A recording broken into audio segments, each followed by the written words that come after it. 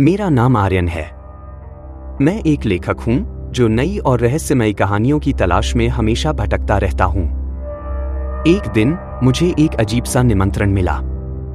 एक पीला महकता हुआ लिफाफा जिस पर सुलेख में पता लिखा था। अंदर एक कार्ड था जिस पर लिखा था, आपको विरासत में मिली है विक्रमादित्य हवेली। कृपया इसे स्वीकार करने के लिए आगे बढ़े। यह हैरान करने वाला था। मैंने कभी किसी विक्रमादित्य नाम के रिश्तेदार के बारे में नहीं सुना था। थोड़ी जांच पड़ताल की तो पता चला कि हवेली एक सुनसान पहाड़ी इलाके में एक छोटे से गांव के बाहर स्थित है।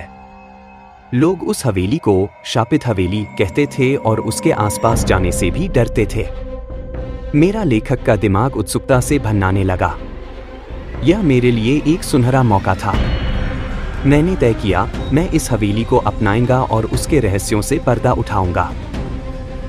हवेली तक का सफर लंबा और कठिन था। गांव वालों ने मेरा रास्ता रोकने की कोशिश की।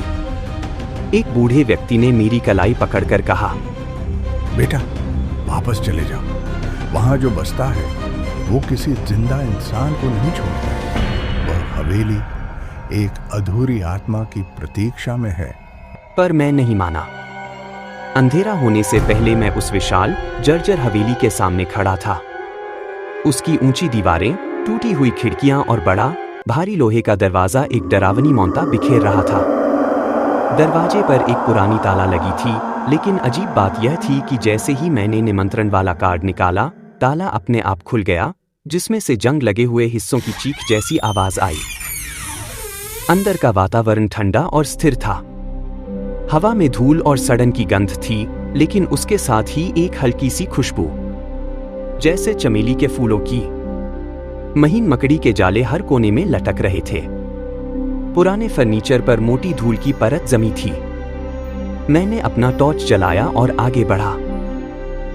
तभी मैंने एक आवाज सुनी, एक धीमा, दर्द भरा रोने जैसा स्वर। मेरा दिल जोरों से धड़कने लगा। आवाज ऊपर की मंजिल से आ रही थी। सीढ़ियां चढ़ते हुए लकड़ी की चीख मेरे कानों में पड़ रही थी। ऊपर एक लंबा कॉरिडोर था जिसके अंत में एक दरवाजा था। रोने की आवाज वहीं से आ रही थी। मैंने हिम्मत जुटाकर दरवाजा खोला। वहां एक शयन कक्ष था और उसके बीचों बीच एक पुराना शीशा लगा था। शीशे में मैंने अपनी परछाई देखी, लेकिन उसके साथ ही एक और छवि उभरनी शुरू हुई। एक युवती की, बेहद खूबसूरत, लेकिन उसकी आंखों में एक गहरा दर्द और डर था। वह शीशे में मेरी ओर देख रही थी। मैं पीछे हटना चाहता था, लेकिन मेरे पैर जमे हुए थे। उसने धीरे से बोलना शुरू किया। उसकी आवाज एक कंपी लिए हुए थी। तुम आ गए इतने सालों बाद। तुम कौन हो? मैंने डरते डरते पूछा। मेरा नाम अदिति है। यह हवेली मेरे पिता राजा विक्रमादित्य की थी। उसने अपनी कहानी सुनानी शुरू की।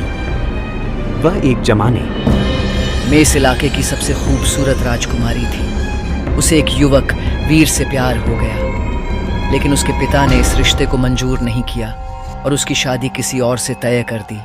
शादी वाले दिन अदिति ने अपने प्रेमी वीर के साथ भागने का फैसला किया, लेकिन योजना लीक हो गई। राजा के सैनिकों ने वीर को पकड़ लिया और उसे हवेली के तहखाने में कैद कर दिया। अदिति को उसके कमरे में बंद कर दिया गया। मैंने उस रात आत्महत्या कर ली, इसी शीशे के एक टुकड़े से।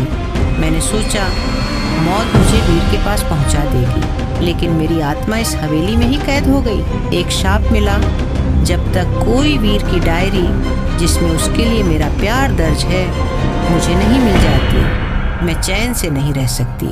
वह डायरी तहखाने में कहीं दबी हुई है, पर मैं वहां नहीं जा सकती। मेरी आत्मा सिर्फ इस कमरे तक ही सीमित है। मैं हैरान था। मेरा डर अब सहानुभूति में बदल रहा था। मैंने वादा किया कि मैं उस डायरी को ढूंढ कर लाऊंगा। तहखाने का रास्ता ढूंढना आसान नहीं था। वह एक छुपे हुए दरवाजे के पीछे था, जो कि रसोई की एक अलमारी के पीछे छिपा हुआ था। सीढ़ियां नीचे की ओर जाती थीं, अंधेरे का एक सघन पुंज। नीचे का वातावरण और भी ठंडा और दमघोंटू था। वहां पुराने सामान, टूटे हुए बक्से और जंजीरें पड़ी थीं। तभी मुझे एक आवाज सुनाई दी, एक पुरुष की आवाज जो गुस्से में चिल्ला रही थी। चोर, डाकू, तुम उसे छीनने आए हो, उसकी डायरी छीनने आए हो। मैंने टॉर्च घुमाया तो एक भयंकर चेहरा दिखाई दिया। वह वीर की आत्मा थी, लेकिन अब वह प्यारा जवान नहीं बल्कि एक उग्र और विकृत भूत बन चुका था। सालों की कैद और गुस्से ने उसे पागल कर दिया था। वह नहीं चाहता था कि कोई उसकी डायरी ले जाए। वह उसे अपने साथ ही दफन रखना चाहता था।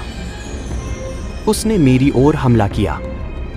मैंने एक पुरानी लोहे की दरांती उठाई और अपना बचाव किया। एक भयानक संघर्ष हुआ।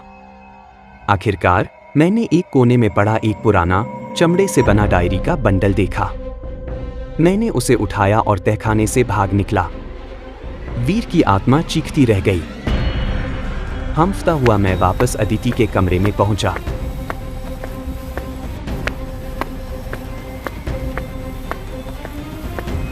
मैंने डायरी उसके हाथों में दे दी। वह डायरी उसके स्पर्श से ही हवा में घुलने लगी, जैसे राख हो। अदिति के चेहरे पर एक शांति और मुस्कान छा गई। उसकी आंखों का दर्द गायब हो गया। धन्यवाद, अब मैं आजाद हो सकती हूँ। वह धीरे धीरे फीकी पड़ने लगी और हवा में चमेली की खुशबू और गहरी हो गई। अंत में वह पूरी तरह से गायब हो गई। उसी पल पूरी हवेली हिलने लगी। धूल के गुबार उड़ने लगे। मैं तेजी से नीचे भागा। जैसे ही मैं हवेली से बाहर निकला, एक जोरदार आवाज हुई और हवेली का मुख्य दरवाजा अपने आप बंद हो गया। उस पर फिर से वही पुरानी ताला लग गया, मानो कुछ हुआ ही न हो। मैंने पीछे मुड़कर देखा। हवेली अब वैसी डरावनी नहीं लग रही थी। उस पर एक अजीब सी शांति छाई हुई थी। मैं समझ गया कि शाप अब टूट गया था। एपिलॉग, विरासत। कुछ दिनों बाद मैंने गांव वालों को सारी कहानी सुनाई। शुरू में तो उन्हें यकीन नहीं हुआ, लेकिन जब उन्होंने देखा कि अब हवेली से कोई डरावनी आवाजें नहीं आती, कोई अजीब घटनाएं नहीं होती, तो उनका विश्वास हो गया। मैंने उस हवेली को नहीं बेचा। मैंने उसे रहने लायक बनवाया। अब यह एक शांत, सुंदर जगह है। कभी कभी शाम के समय मुझे लगता है कि मैं चमेली की हल्की सी खुशबू और दो आजाद आत्माओं की मुस्कान महसूस करता हूँ। और हाँ, मैंने उनकी प्रेम कहानी पर एक किताब लिखी जो बेस्ट सेलर बन गई। पर असली खजाना जो मुझे मिला वो था एक शाप से मुक्ति की संतुष्टि और एक ऐसी कहानी जो दिलों को छू जाती है। शापित हवेली अब शापित नहीं रही। यह प्रेम, बलिदान और अंततः मुक्ति की एक स्थायी निशानी बन गई है।